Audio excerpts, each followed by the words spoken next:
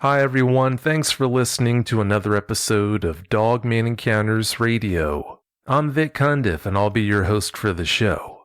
If you've had an encounter of your own and would like to speak with me whether in private or on the show, please go to dogmanencounters.com and submit a report. I'd love to hear from you.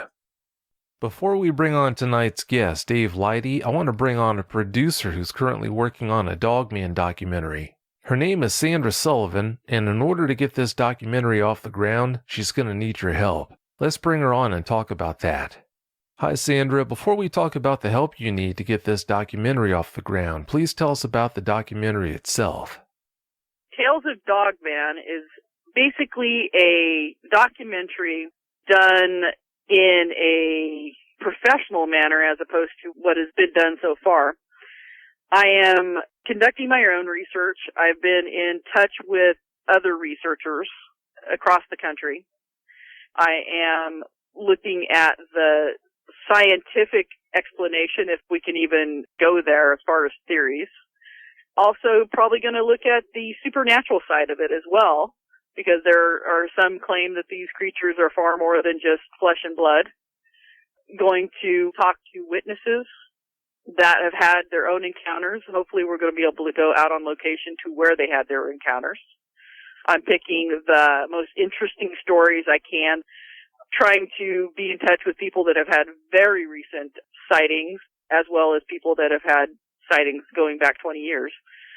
Overall, I would say that as far as the documentary goes, I'm trying to approach it from many different angles, because it seems like a lot of other documentaries have a tendency to only follow a couple of things, and then you got a bunch of people running around out in the forest, and then they have the people that are trying to say, oh, well, you know, it's probably just a wolf standing up on its hind legs to look at something, and that's it.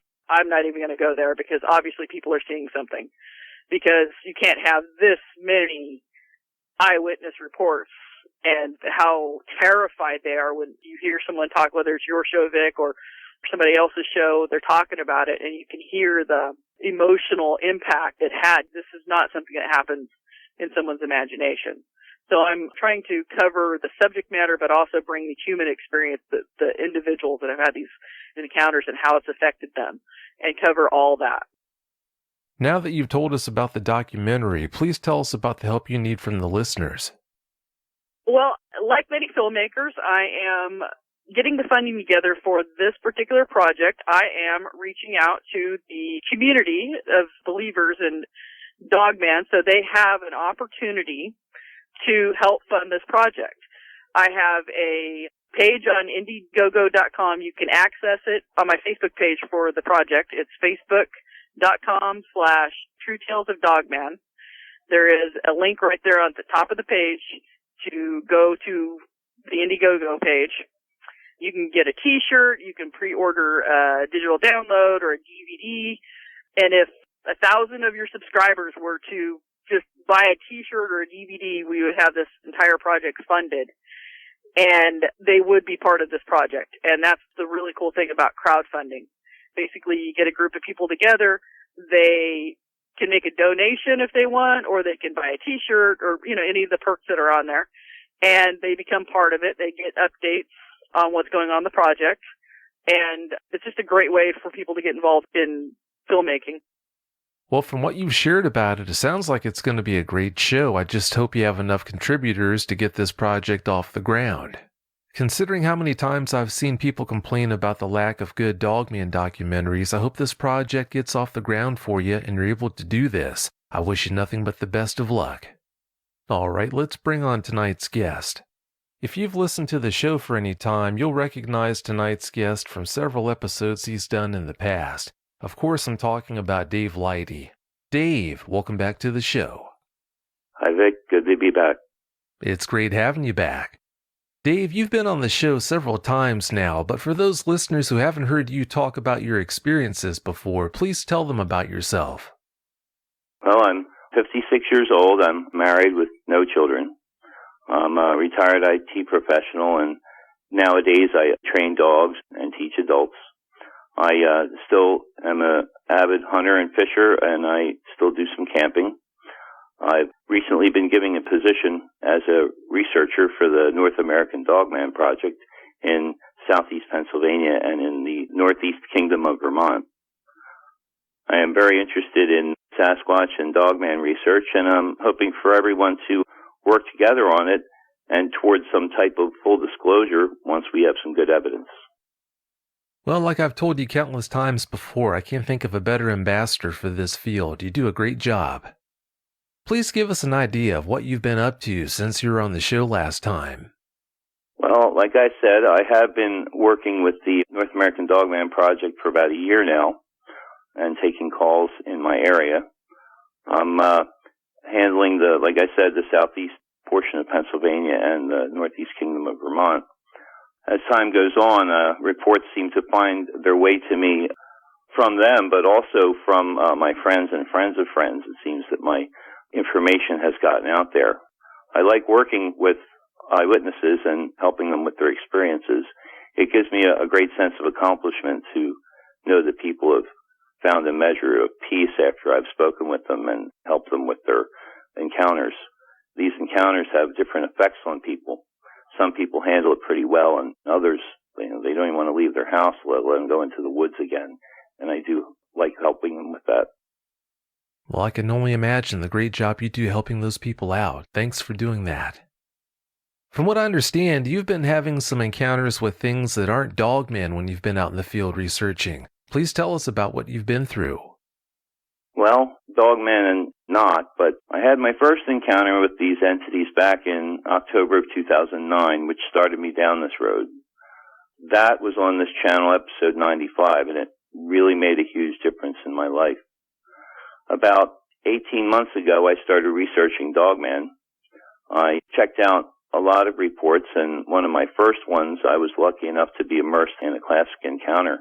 That time, I sent 2 friends out that wanted to investigate, and the reports that came back were amazing. I really wish I would have been with them.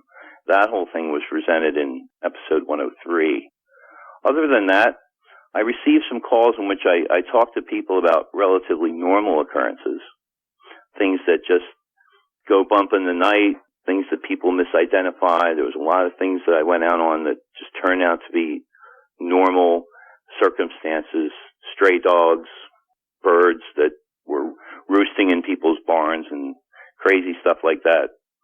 So since around May of 2016, I have taken 6 more calls that I felt may have warranted a further look. 4 of them were in Pennsylvania and 2 were in Vermont. The first PA witness was from the eastern area, but since he was traveling north and so was I promised him that I would visit him when I returned. So I arrived in Vermont about mid-June and decided to check one of the 2 almost right away. It was near Averill, Vermont, but the bulk of the encounter was really over the New Hampshire border.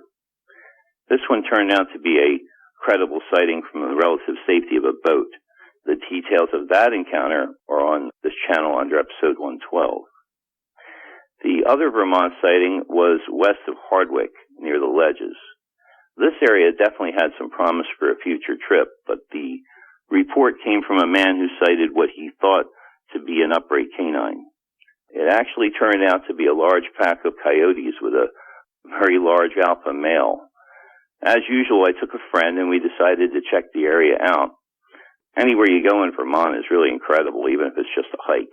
There is so much out there to see, and everything is pretty much left to nature, so it's pretty neat. My friend and I walked through the fields east of the Ledges, then into the woods and the hills leading to the mountain back there. And it wasn't long into the dusk before the pack found us in the high grass. I figured they were coy dogs because of their size and behavior. Coy dogs are usually coyotes that have been bred with domestic dogs, and the offspring is large and kind of fearless of humans. I had hardly ever been able to pick out an alpha out of a coyote pack before, but this one was pretty obvious and a bit different. I thought it might actually have been a wolf, as the other coyotes seemed almost afraid of it. So, since we were so close, I was able to see that it was an abnormally large coy dog, possibly a coy wolf, if that's a possibility. I don't know. I'll say this, if we weren't armed that night, I may not be here today. Warning shots didn't really work well. They came right back after the echoes died down, and we actually had to shoot one to make our way out of there. The thing that stuck out with that encounter is that after we shot one, the alpha did something really odd. He stood up on two legs for a few minutes. It might have been semi-normal. I never saw it before, but it struck me as a dead stare. He stood straight up and seemed to stare and snarl at us over the grass. And then he dropped down and moved away with the others. It gave me chills, and I was actually tensing myself for a fight, but thankfully it didn't happen. I heard later that the locals had to deal with the pack as it was causing a lot of trouble. After that, I spent the rest of my Vermont vacation in relative, I wouldn't call it boredom, I'd just say relative safety. I had a very nice time when I was there. After I came back to the Philadelphia area, I again put Easton on hold as we were nowhere near each other. The second call in Pennsylvania came from the general southeast area of PA, somewhere between, if I put names, I'd say Chadsport and Ashland, PA. There seemed to be many eyewitnesses on this one. After looking around the back roads for a couple of days, we caught a glimpse of a dark black shape in the woods. After a lot of stalking through the area, it turned out to be a small black bear. We got a really good look at him, and he had really figured out the two-leg walk pretty well. He seemed to be just staying up and walking like that all the time. He may have had a front leg injury, I don't know. But that may have made people think that he was a dogman. He got away from us every time that we got near him, and after a while we lost him. And I really don't know what happened to that one. The third case I took was in Philadelphia, in the city of Philadelphia. The area of this was called Fairmount Park, near the southern end. Fairmount Park is pretty big for a city park. There are places in that place that probably haven't seen a human in a long time. It's about 20 miles long and about 6 miles wide at the most. It used to be a colonial industrial mill area, but now it's rugged, and it's a really beautiful city park. It's got the Wissahickon Creek running through it. It looks really nice. A lot of people go there. The eyewitness told us that something large was looking in their windows and tearing through the garbage of the houses that lay on the outskirts of the park. So we searched around the woods and the trails of the park, and we couldn't find anything for a long time, either in the day or the night. So eventually we camped out on a remote house that had lots of garbage that was put out. And after a while, we saw movement and what looked like a two-legged form approaching the house. We thought we were being quiet, but it picked us up right away and took off running. So we followed at a distance and tracked it back to a very human campsite where we found a very human guy living in the park.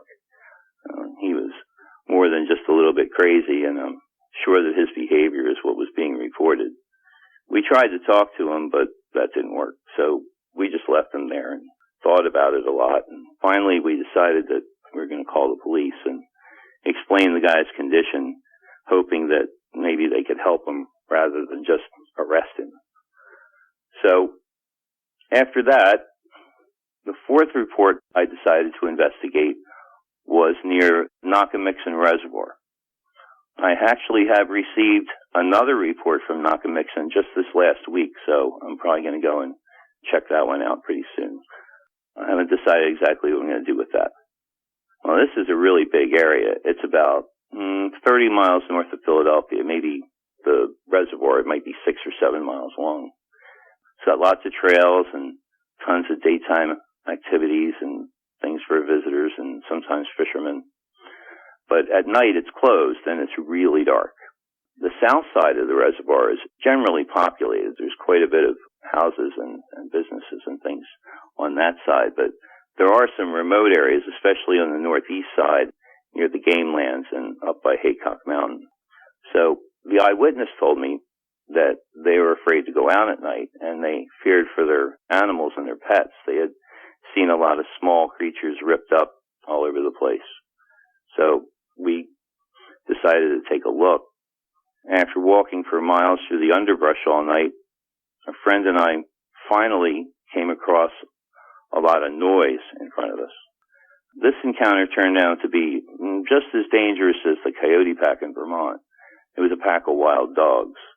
It could have gotten really ugly really fast, but we eventually scared them off with several gunshots. We really didn't want to fire there, as we were afraid that somebody might call the police because there were homes around, but luckily that didn't happen. The dogs ran off, and so did we. Thank goodness you got out of there unscathed.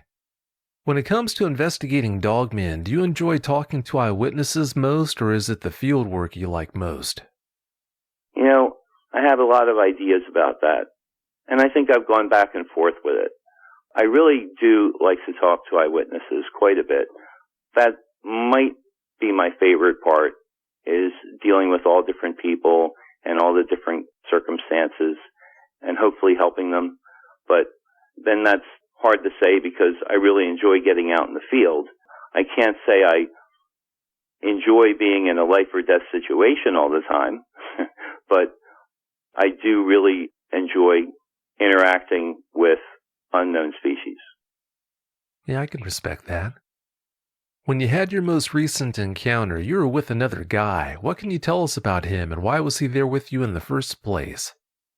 Well, I have talked to a lot of people about the things that I've been doing. My friends and my family are very supportive. Not that many want to get involved, but they are very supportive.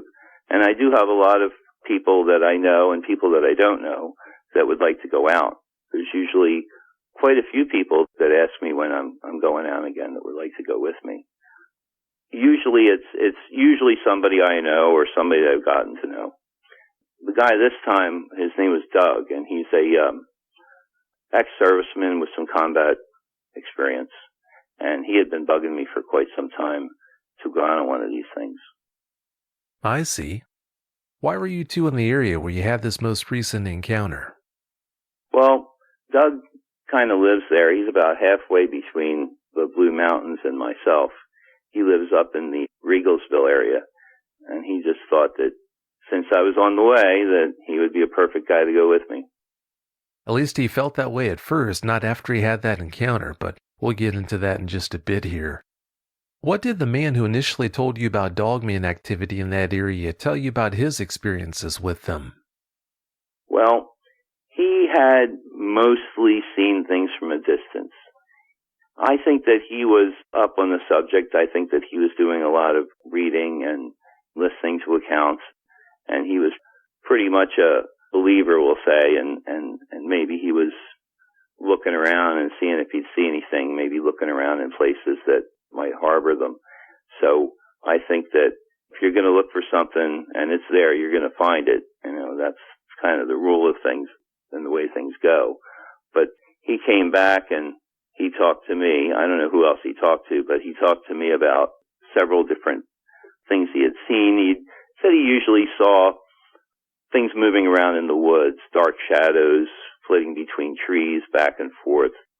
When he take a look at a large area, and every once in a while something would move that he couldn't recognize. One of the last times, and when he finally put the report in, he said he had some trouble up on the Appalachian Trail. He was up there, and he had seen a couple of things darting behind the trees, and he wasn't sure what they were. As more and more time goes by, it sure sounds to me like that Appalachian Trail's got a load of activity. You told me in the pre-interview that area has a lot of strange folklore and activity going on. What can you tell us about that? Well, as far as this last encounter and this guy from Easton, he lives in an area in northeast Pennsylvania near Easton, close to a place called Hexenkampf Hill. The hill means witch's head in German, and it's part of a whole 10 to 15 square mile area that's really kind of weird in itself. There's a lot of strange road names like that one. There's Gallows Hill Road, Shades of Death Road, and Cat Swamp Road on the other side of the river, and a whole bunch of strange things. And there's a ton of history concerning that, and it's all really very creepy. And you can look it all up, but it seems that back in colonial times, German immigrants brought a lot of folklore with them. And there were stories of powwow doctors and hangings and witch hunts and other fun stuff like that all over the area. A lot of weird stuff. like I said, there's a ton of history concerning this area. And all of it's pretty rough. Hexenkamp Hill is supposed to be like a ground zero for a lot of the stories around there. Supposedly, according to local folklore, there was a lot of powwow doctors in the area. I don't really know that much about them personally. I'm certainly not the one to go to for facts on that. Just can tell you what I've researched. And apparently they had some type of medicine that they practiced, if that's the right word. Like they would pull headaches and toothaches and other ailments out of people, calling them evil spirits, and they take them out and put them into a rock. They take them out of their patients and put them in a rock, and they put the rock at the top of the hill, the Hexenkamp Hill. And the rock was supposed to glow at night, and supposedly there were some really strange sounds and other stuff coming from all around there. I did talk to some people in the area who told me that there had been all kinds of creepy stuff going on up there, and I also talked to people who heard nothing at all. So there were some people that said the rock at the top of the hill used to glow at night for decades, and now they say it doesn't because all the spirits are loose in the world now, and other people say it's because the weather's washed the reflective minerals from the rocks. So I guess it's really anyone's guess. The story of the powwow doctors is pretty well known, and again, I'm by no means a valid source of information on it, but I would suggest further study if you're really interested in it. I certainly don't know enough to comment more than I already have.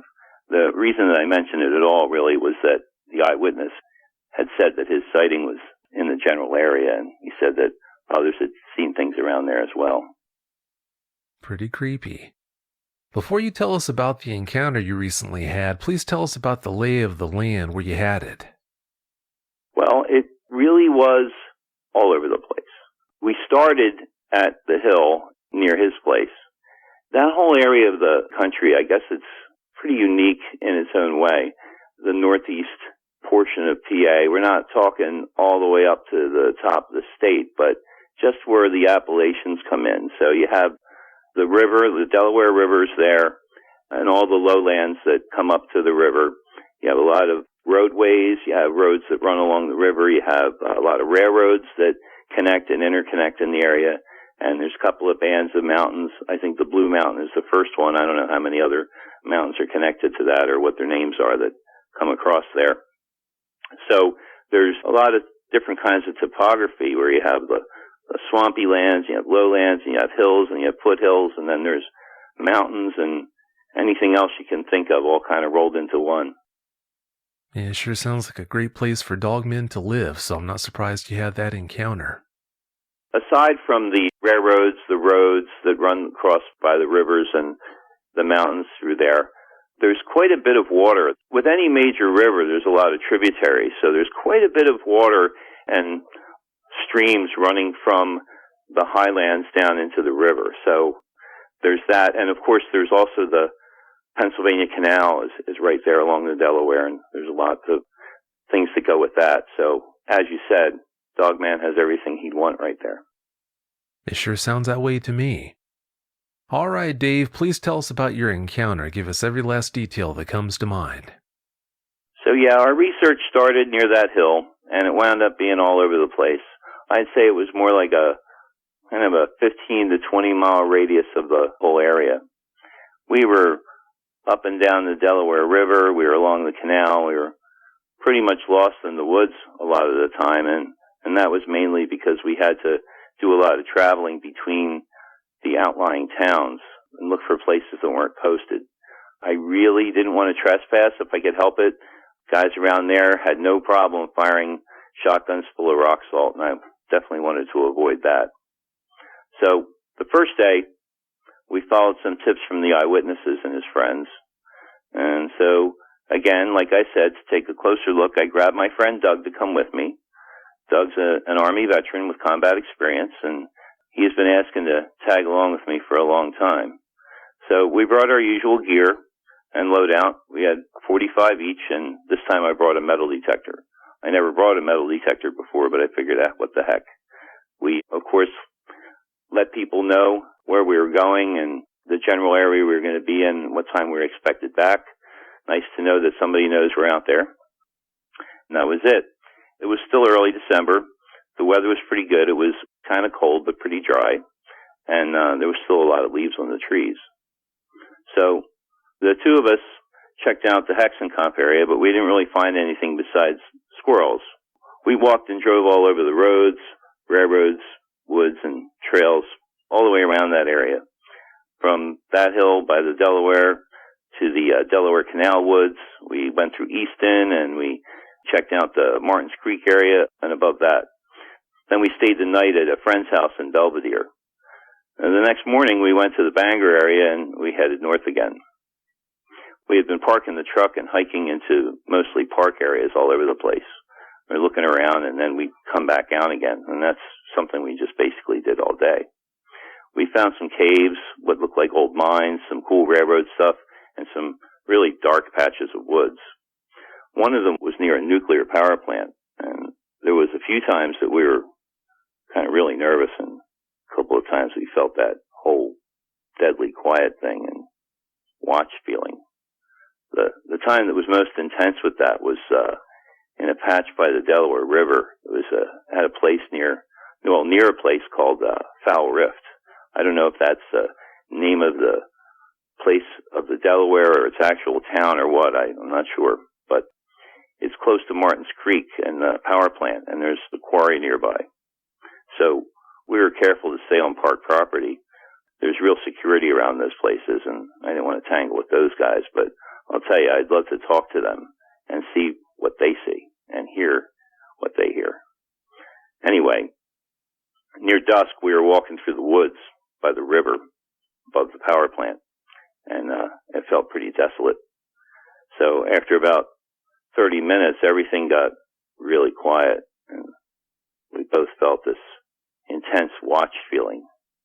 It got kind of uncomfortable, and Doug and I looked at each other and non-verbally decided to stop where we were and just watch. After about 10 or 15 minutes, the forest noises came back, and that feeling we had just stopped. It's almost like the sun came out. We didn't see anything for sure, but we both later said that we saw shadows moving through the trees. It was too far away for us to say what it was, but it definitely felt really ominous.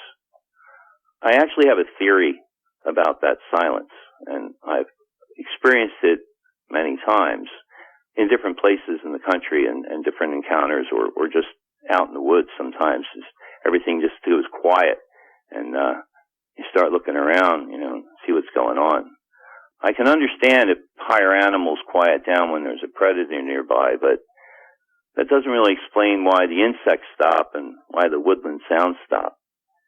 And I've been thinking that it might be our own nervous system that filters out the noise when we feel threatened, and maybe that the silence is personal rather than environmental. I don't know, it's just a thought. I'd be interested to bring a tape recorder with me and see if the noise actually stopped or continued while I was having that feeling. So we left that area and thought about checking out one more spot on the edge of the Blue Mountains before it got too dark. At this point, I think that Doug was starting to get a little freaked out. He denied it, but I think it was pretty obvious. It was already getting pretty dark, so we decided to go back in the morning and give it another try. So we decided to stay indoors again. Sometimes we camp out and experience everything during the night too, but we decided not to do that. So I have some family that lives in Bangor, and we just kind of showed up. Actually, they were pretty happy to see us. We had a pretty good night, and we sat around a bonfire and hung out till pretty late. Just before we were turning in for the night, we heard two distinct howls from two different directions north of us. We all looked at each other, and someone in the group said coyotes. Doug and I didn't say anything, but I'm sure that we were both thinking the same thing. So we had a big breakfast with them and wound up staying way too long, and we left in the early afternoon. I was kind of tired anyway. I didn't really feel like walking around all day again, so we left and went north. Doug started to complain a bit more now as we were walking, so I was definitely going to make this our last trip. I know that a lot of his problem was that he was getting a little bit more freaked out, and I don't think the howls that night really helped at all. I think it rattled him a little bit. So as I said, we decided to hike around this day in the Blue Mountain area and leave around dark, which really wasn't that far off anyway. I couldn't tell you exactly where we were. We were somewhere on Blue Mountain, Route 191. We were a little bit past two power line cuts that run over the mountain. We didn't see many houses except for some a while back. And we didn't see any postings either. So we parked the truck and we headed into the woods. We were a bit past where the guardrail ended. So there wasn't really a trail, but there was an open area past the embankment. So we just headed up the embankment and straight into the brush and the rocks. We were about a quarter mile in. I noticed that some of the rock formations were kind of strange. There seemed to be a lot of deadfall in the area, too. The hill wasn't really too steep, but it was rugged, and our progress was slowed down a bit. I could hear Doug mumbling to himself back there. I was beginning to think that one of us was going to twist an ankle and all this stuff. But, again, I was noticing that the rock formations looked almost like a wall. It was really weird. It wasn't exactly man-made looking, but they had an unnatural look to them. I also knew if we kept going, we would eventually hit the Appalachian Trail, but that was maybe another half mile off or so. So we were walking and scrabbling up the hill for maybe another 20 minutes, and we started to hear voices coming from up the hill. Eventually, we saw some hikers coming down the hill, and they looked like they were through hikers from the AT. And I couldn't imagine why they were coming down here when they could have crossed the highway or they could have reached the Kirkridge shelter in about 2 or 3 miles. When they saw us, they seemed to get really excited, and they came down, and they were all talking at once. Eventually, we got it out of them that they had been stalked by a bear or something for 2 days, and they were totally freaked out. They wanted us to walk them down to the bottom of the hill, babysit them. So we did that. We walked them down to the road. And I was walking next to a guy named Chris that seemed to be in much better physical shape than I was. Anyway, I talked to him. I asked him where they started. He said that they started around Harrisburg. He said that they get together every year as a group, and they do about 100 miles every time, and they try and do it all in a long weekend. I mean, boy, that's pretty ambitious. But I didn't say anything. He said they were scared off the AT. They were never scared off the AT before, but this time it was really weird. So I pressed him for information, and he finally told me that the bear they saw looked more like a wolf, and they decided to leave the trail when they saw it standing by a tree. He wasn't the only one who saw it, but it was a ways off. So they may have been wrong. They may not. They don't know. They just decided to call the trip off because they're all sufficiently freaked out. So we left them off down at 191, and they thanked us for the armed support. I had forgotten that we looked kind of tactical. I tried to imagine what we looked like to other people.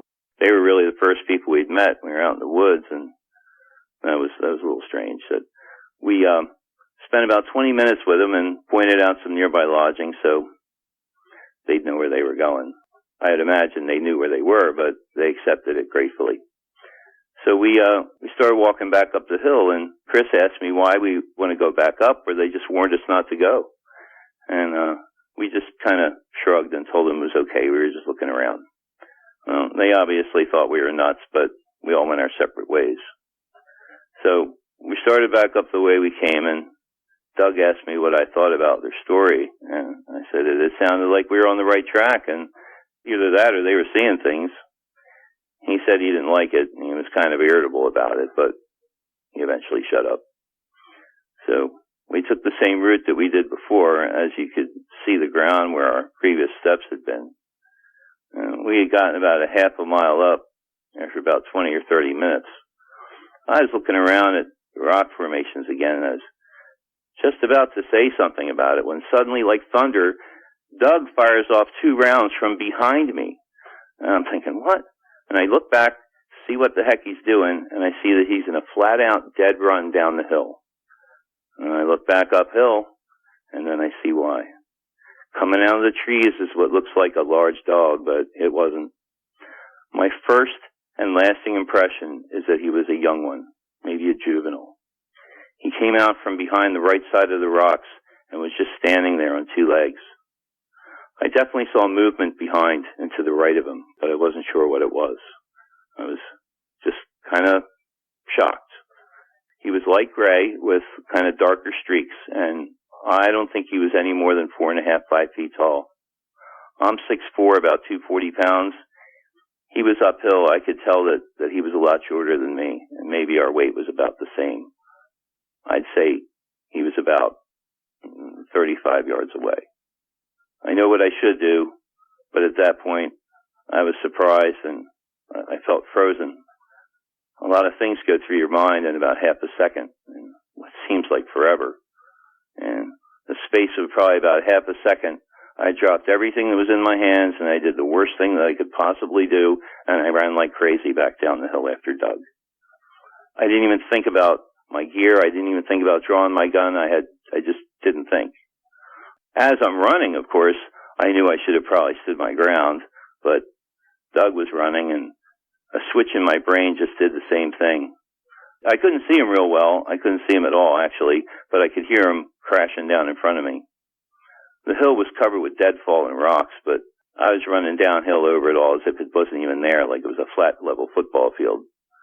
At first, I couldn't hear anything behind me, but then I heard some branches breaking back there, and I kept thinking that his mama was chasing me down the hill.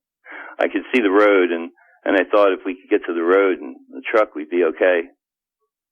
So I reached the tree line, jumped down the embankment onto the road, peed myself, and just kept going, ignoring the pain in my knees. I saw that Doug was already on the other side of the truck and yelling something at me. There were no cars, and I ran to the truck door and fumbled with the door. It finally opened, and we jumped in, and I grabbed for the door.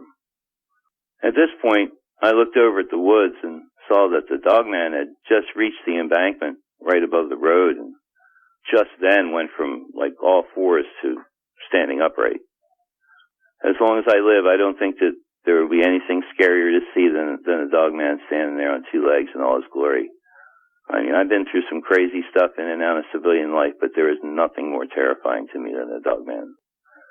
He was definitely the same light-colored guy that I saw before, and actually pretty short. He had that same German Shepherd head, amber yellow eyes, long arms, short tail, and he was standing on 2 legs. He's kind of hunched over. His mouth was slightly open, and I could see his teeth and his fangs.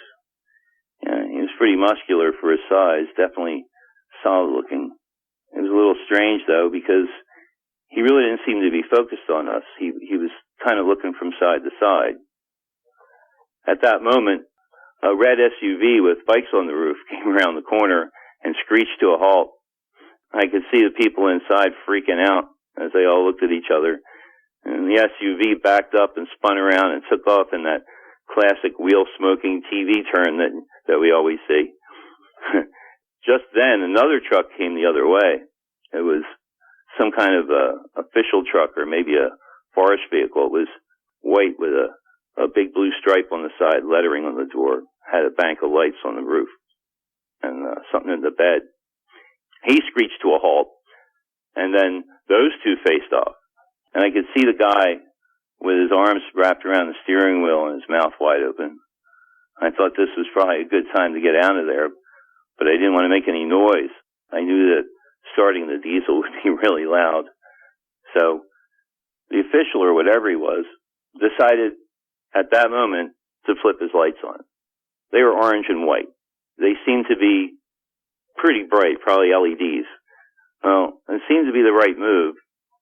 And 2 things happened at that exact moment. As soon as the lights came on, we heard a very loud but relatively short howl coming from up the hill. It was like a coughing bark howl. I can't really describe it. But maybe he was leaving already. I don't know. But as soon as he heard that, he dropped all fours, made one single bound up the embankment, and was gone. As soon as he was within the tree line, he was completely invisible, like he blended right in. Wow. I could feel my heart pounding out of my chest. I looked over at Doug, and he was trying to crawl into the passenger footwell. Big help there. I looked over at the official, and he was just staring at me. I was thinking maybe he could give me something for my report in my head, but I thought, okay, that's cool. And I started to slowly open my door, and at that point he slams his truck into gear and takes off, screeching his tires the whole way. Okay, no help there either. I probably should have known better. These are the guys that tell us there's no mountain lions in PA either. So after a while, I closed the door and started the truck and drove off. You told me you've been reevaluating whether you want to continue investigating dogman sightings or not because of that experience. Are there any thoughts on that you'd be willing to share with us? Well, after I have an experience, it takes me a while. I don't really say it, and I keep it to myself, but it takes me a while to, I guess, recover from it. And like you said, reevaluate where I stand with it all. Since I've been investigating, I think I've been in a relatively safe place while I've been doing that. And this time it was really up close and personal, so it took me a while to think about it, and about what I wanted to do going forward. And I really decided I'm going to keep doing it. I don't think it's really changed my outlook at all. I think that, if anything, it's made me more interested. Well, I'm glad you're able to keep on going. When you saw it while you were sitting in your truck, how close was the dogman to the road at that point? I'd say it was about 4 feet. I'd say the embankment, from the bottom of the embankment to the top and where he was standing, was about 4 feet. Well, that's pretty close. After having that experience, has Doug sworn off investigating them? I don't know what Doug is doing. Doug has spoken to me very little after this. He had a lot of strange questions for me when he decided to be a human again. He asked me a couple of things. He didn't really say a lot. He did say to me over a few times that he thought I was lying about the whole thing. He thought that I was making it up. He thought that I was embellishing the whole story. And it really came as a shock to him that none of it was. He asked a lot of rapid-fire questions like, has it been there the whole time? What exactly is it? Why is it here? This is a big urban town. All these questions, one after the other thing. And then he said it would be a very long time before he goes back into the woods again. I'd be astonished if he ever set foot in the woods again. I was very surprised that he had that reaction. I really was, because he had spent some time in some of the worst combat zones I could think of. And to have him have that reaction in our country, in a pretty controlled environment, I would say, was a little strange. How close was that forestry truck to the dogman when it came to a stop? Well, let me see. The road's about 20-25 feet across, not including the shoulders, so we'll say 20. And so I was on the far shoulder. He was coming from my left. I would say, let's see. Yeah, I'd say he was about 25 feet from the dogman. From the bottom of the embankment, we'll say, he was 25 feet. So he was about as far away from it as I was to it. Way too close for comfort. Do you know if Doug hit the dogman with either of those 2 shots he fired at it? It's a very good question. I was thinking the same thing. I would say no, because it didn't seem to react to anything but the noise, and hardly that. And I was thinking to myself that if he would have hit it, we might have gotten a little more reaction out of the whole thing. You might have, but people have shot them with pretty formidable weaponry, and it didn't even really respond, so maybe he did hit it. It's hard to say. I, being one of those people, in my first encounter, I hit a big guy with 357 right in the shoulder, and it didn't do a thing. He reacted to it like it was a punch. But he did react, and this guy didn't react at all, so I don't know. Yeah, that's pretty unnerving. Considering how unnerving your other 2 dogman encounters were, why did this most recent one cause you to think about hanging it all up and not heading out into the field to investigate dogmen anymore? I don't know. The first one was the first one. It was my first experience with these creatures, and that one did freak me out pretty badly, but there was a lot of time between that one and my decision to go forward. That was 2009, so we're talking 5 years, 6 years of time, whereas this one, I think, was one that I was really up close and personal with, maybe more than the others. I'll have to say that I have been up close and personal with a couple of very normal predator types that freak me out pretty well, and that hasn't stopped me. I think the answer to the question is that I think I got more of a look this time than I did any of the other times, and it made me question what I wanted to do. But after a lot of soul searching, I realized that I didn't want to back off at all. Well, I'm glad you decided to get back on the horse. That's good news. I think that's the way it should be. I think that the worst thing you can do is drop something after having an incident. I guess it depends on how bad it is, but every time I dropped my bike, I got back up. And anytime I had a problem doing things that I was doing, I just chalked it up as experience and kept on going, and that's the way I feel about this. In fact, I feel even a little bit more strongly about this in that this shouldn't scare me. This should motivate me. Well, I'm glad you look at it that way. Even though you knew you shouldn't have run, you did. How much have you been kicking yourself for doing that? Another good question.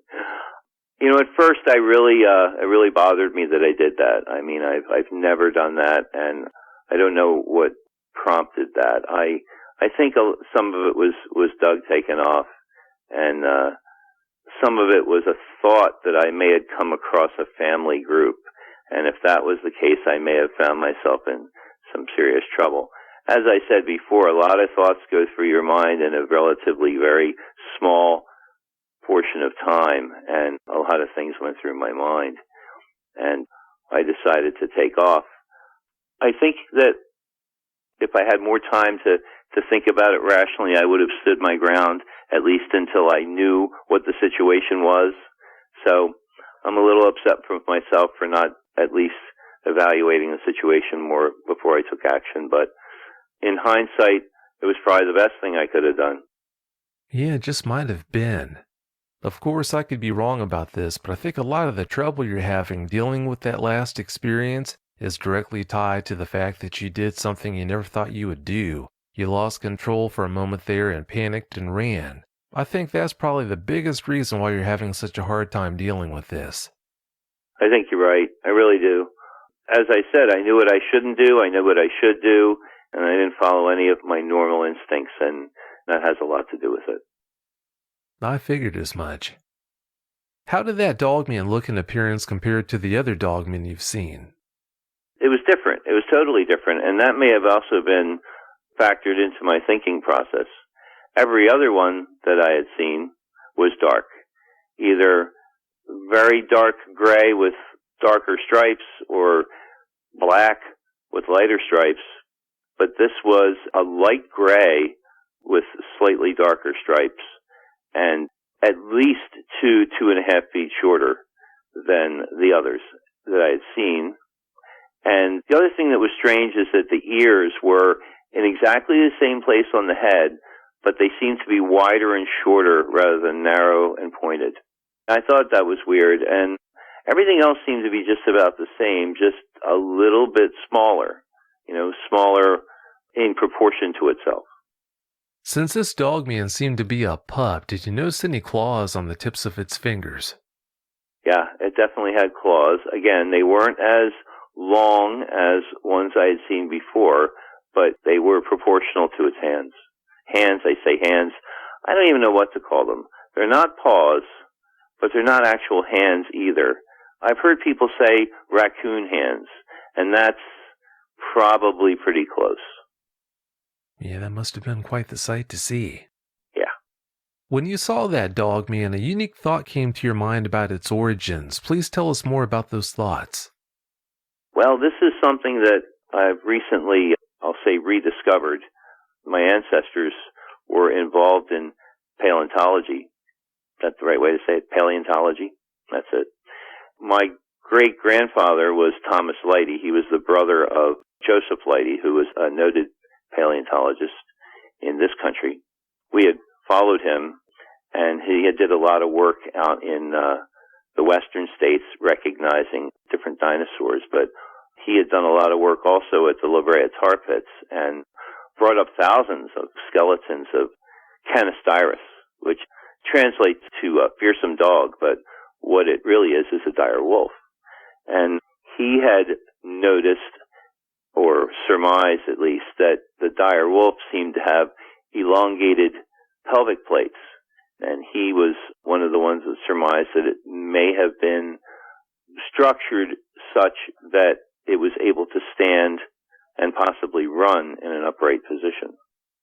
You're not the first person I've heard pose the idea that maybe dogmen evolved from dire wolves, but I've got a lot of problems with that. The biggest problem to me is the fact that they've only had 10,000 years to evolve, if that's where they came from. And I just don't see 10,000 years being nearly enough time for them to evolve from the form of a dire wolf into the form that we see now in dogmen, with those freakishly long arms and other anatomical features they have. There is other issues as well. You can have a dog or a wolf or a dire wolf or any type of coyote or mammal like that stand, possibly even walk or even run. But like you said, it doesn't explain the arm, the extra long arm, and it certainly doesn't explain the paw. On the dire wolf that came out of La Brea, it was a typical wolf front paw. It was not a hand type of structure attached to the humerus or the ulna. They believe the last of the dire wolf died out about 10,000 years ago, and there's not enough time. I mean, if the last one was 10,000 years ago and had a regular paw, then the only other thing could be a mutation. If there was a mutation of that sort and it was able to survive and reproduce, that may be one possible answer, but I don't know. Well, I guess it's possible. Anything's possible, though. You've been in the woods your whole life and never felt threatened until the last 10 years. What are your thoughts on why that is? And that's another good question. I have been all over the place. There are places in the U.S. that are more threatening than others. There's things in the South that can definitely be a detriment. There's alligators and some kind of snakes and different kinds of snakes, especially out west. There's some lizards and reptiles that can really not make your day. And of course, the bears are different west of the Mississippi too. But it would seem to me that in the last 10 years, other things have come about that seem to be more threatening. There was a time when I had no trouble at all sleeping out in the woods with either a tent or no tent, and now I don't feel that way. I think that something has changed, and I'm not sure what it is. Yeah, that's understandable. It's hard to look at the woods the same way when you know dogmen are out there. Right. Not long ago, you were interviewed for a television show that might interest people who listen to Dogman Encounters. Please share what you can about that show. Well, I'm not sure how much information I really have, but 3 months ago maybe, I was in studio with a company that said that sometime in the fall of 2017, we might be seeing a Dogman documentary. Again, I'm not sure what it'll be called, but I believe it will be some kind of a live-action, eyewitness narrated documentary on Dogman. I really like the way they put it together, and I really like the subject matter that was portrayed, and I think it'll be pretty good. I think people will like it. Sounds like it is going to be a really good show. But just to clarify, this is not the documentary that Sandra Sullivan is working on, correct?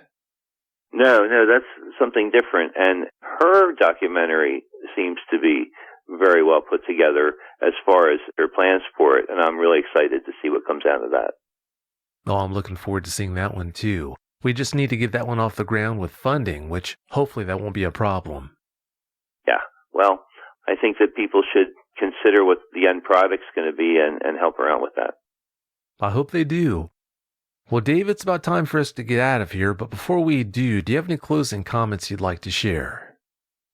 Well, it's something that I say every time, and I guess I can't stress it enough, and that is to be aware of your surroundings when you're outdoors. There's a lot of different reasons for that, I guess, but I may have considered that I was being observant and I was checking my surroundings when I was outdoors, but the last 8 or 10 years have proved me wrong.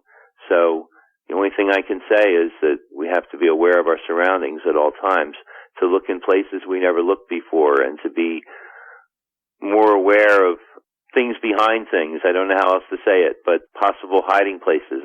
And I'm not just talking about the woods, I mean the city too, because as we all know, things have changed in many ways. So be more aware of your surroundings. Be safe out there. That's great advice. Well, thank you so much for coming on the show and telling us about those experiences. Thank you so much for your time, Dave. You know I appreciate it. Thank you, Vic. Always a pleasure. Oh, it's been great talking with you. Have a great night, okay? All right, good night.